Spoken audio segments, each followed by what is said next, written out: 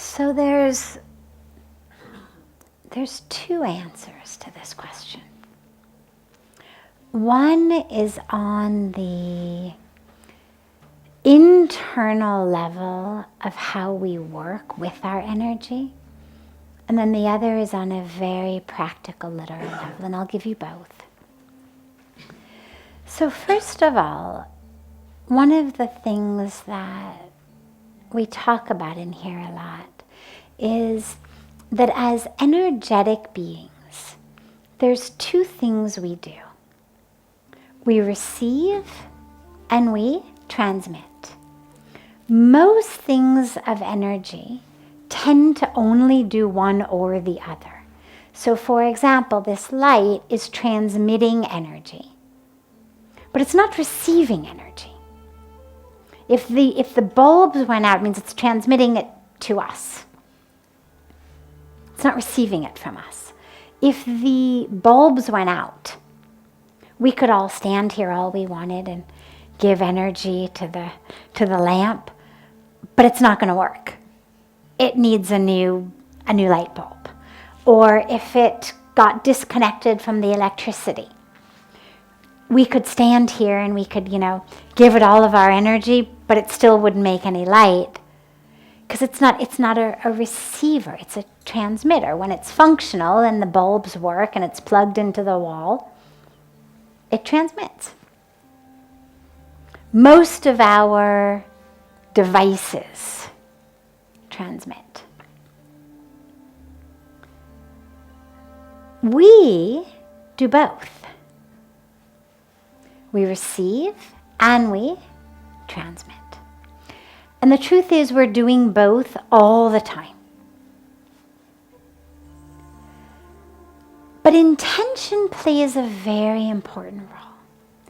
There are certain times in which you really want to be focused on receiving energy. Times in which, because otherwise a lot of times our batteries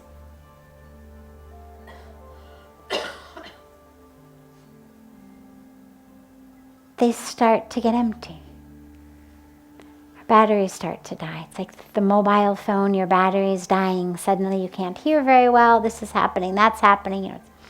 Same way in our lives, if our batteries are depleted, our spiritual batteries, our energetic batteries, this is where you find that we lose our tempers, we get lost in impulse, we're not able to properly live in the truth of who we are. So we know that there are times that we feel spiritually energy depleted, times that we feel full. And so that power of intention is very, very strong. When you are someplace where you feel you are being filled, that your depleted energy is being filled, soak it up. Intentionally, like really bring the intention to being an energetic receiver at that time. You're sitting in the arti, Puja Swamiji is singing. You are sitting in the lap or the arms of a loved one. You're watching a sunset over the banks of Ganga and listening, whatever it may be, just moments. Moments that are spiritually very deeply filling. Soak it up. You're energetically receiving anyway, but bring your intention to it. Bring that focus to it. Really, really picture yourself soaking up that energy. And then there are times in which you don't want to soak up the energy. You're sitting in a board meeting and people are screaming at each other. Maybe they're screaming at you. Maybe you are walking through a certain area in the night to get back to where you live, and it's an area that's kind of full of people who are drunk or on drugs or selling their bodies for sex or whatever it may be. But people people whose energy is not something that you really want to take into yourself. You can have compassion for them, but you don't want to take it in. So at those times, intentionally, you want to go within, say, all right, at this moment, I'm going to switch on my energy transmitting device. And again, at all times, we're transmitting, we're receiving. There's no one-way channel in our energy. But that power of our intention is very, very effective. And if you focus in certain times on transmitting instead of receiving, but don't focus on it in terms of changing them. So it's not about, I'm going to go into these situations that are negative and I, with my energy, am going to transform them. Because if that's the intention, the dilemma is, what ends up happening is your focus is on changing others, which is rooted in this awareness of, I think there is something wrong with others, which is rooted in an awareness of, there is something wrong with the present moment. And what our spiritual practice is about, what our meditative practice is about, what getting grounded and anchored in that experience of an expanded awareness is, it's all perfect. Or even more deeply, it all just is. There's no adjective that works, because it just is. You become in a state of just isness. And that isness is infinite and it feels perfect in you, but you can't label it because it's so labelless. And so if I walk into a situation with my mind saying, I'm going to fix this situation, A, that means there's a problem with the situation. B, it means I'm separate from the situation. I'm separate from others. I'm the one who's got to fix it. They're the one who's the problem. I'm the answer. So it creates separation. It also, by the way, gets very tiring. It's one thing to do it in one situation. You're going in to visit a friend who's dying. The family is around suffering. You're going to be with them for a period of time. Yeah, by all means, think in your mind, how much love can I bring to this moment? But if you're talking about every day, all day, if your mind is on, I'm going to fix all of these people, A, you feel separate from them, B, you feel very frustrated, and C, you get very tired energetically. So when we talk about energetic transmission, it's not transmission with the intention of I'm fixing others. It's transmission simply with the intention of I am creating my own psychic field here. I have to move through my own energetic field that I know does not end with my physical body. I know that I'm picking up the energy in the universe. Therefore, I'm going to transmit into that energy. The example that I love about this, that for me makes it very vivid, is the example of the wetsuit. Okay? Now, has anybody here ever worn a wetsuit? Raise your hand if you've ever actually worn a wetsuit. Oh, good, a whole bunch of you. Great. So here's what's interesting. It's called a wetsuit because you actually are wet. A lot of us think, well, you wear a wetsuit, it keeps you dry. It doesn't. Here's how a wetsuit works. It's brilliant science. It allows in a tiny amount of water, just a tiny, tiny amount of water, that your body heat automatically warms up. And then it keeps that tiny amount of water in the suit. So you could be in the ocean, which is freezing, but you are in an environment of warm water. Okay? Now hold that metaphor in your mind, because that's what I'm talking about in terms of energetic transmission. You are transmitting into the world around you because that's the world you need to move through. It's like a very good friend of mine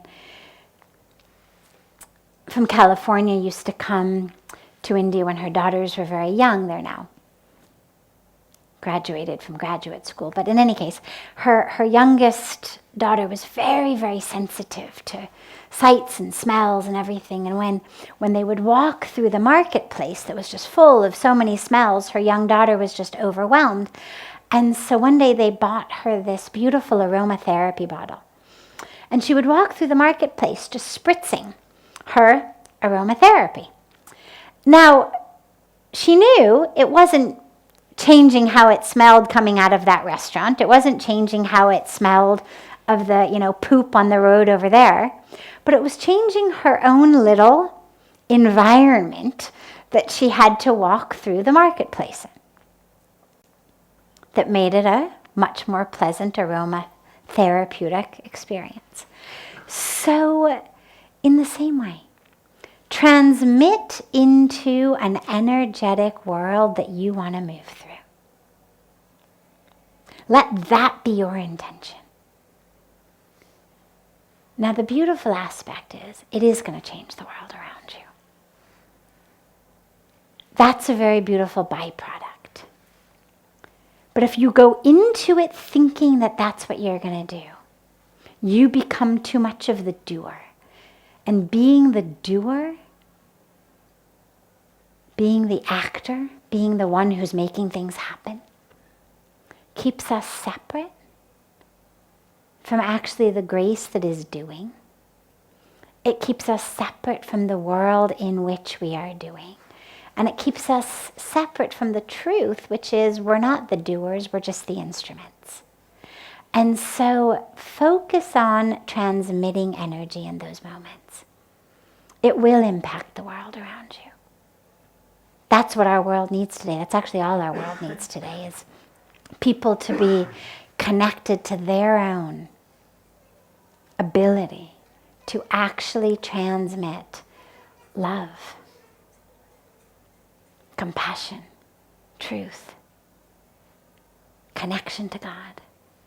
If we actually all moved through the world transmitting that, and those who didn't have any turned on their energetic receivers, we would live in a completely different world. So transmit so that you are not receiving the negativity. So that, like wearing the wetsuit in the ocean, you've warmed up the water around you. And that's the experience that you're moving through the world with. And more beautifully than the wetsuit, as I said, you do actually end up giving that energy to the world. You don't end up giving warm water to the ocean. But you do end up giving energy to the world. But especially you prevent yourself from absorbing the negative energy of the people around. On a very, very, very specific but very practical and helpful level, those who do energy work, those who are really surrounded day in and day out by a lot of negativity in which we are giving of ourselves a lot. Nature, plants, dirt, leaves, water. As much as you can, ground your energy. It works beautifully.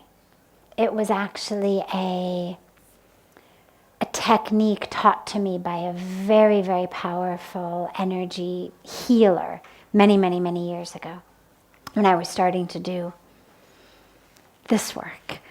And he said, leaves, water, dirt. And it's very easy because pretty much wherever you are, you can have a potted plant near you. can find a potted plant, or you can walk outside to where there's, just touch the leaves, get your hands in the dirt. At the bare minimum, there's always going to be a bathroom with a sink. Run your hands in running water. That regrounding, literally, is a huge energetic impact. When you take literal electricity that isn't grounded, you get shocks. When I first moved to India, very few places actually had grounding. And I would touch my laptop and it would, you'd get all kinds of current would come through it. You touch certain parts of it, it would actually, do this to you. Still sometimes it happens. Because that grounding isn't always yet 100% full, 100% perfect, 100% complete. So literally the grounds electricity. And so when you're working with your own energy, it's a very, very, very powerful technique. So if your workplace situation does not enable you to be, for example, barefoot and near leaves and dirt, at least at the end of every day, as much as you can, on your lunch hour, go out, even if it's literally just like the little potted dirt area with the trees in the parking lot. Even places that are cemented over, even just for decoration, tend to have areas of dirt and plants. Just get your shoes off. Put your feet in there. Touch the leaves. Touch the plant. Hold the dirt. If you don't want to take your shoes off, okay, hold it with your hands. But it's a very, very, very powerful, immediate way to just ground your own energy and to remove that negative energy from you.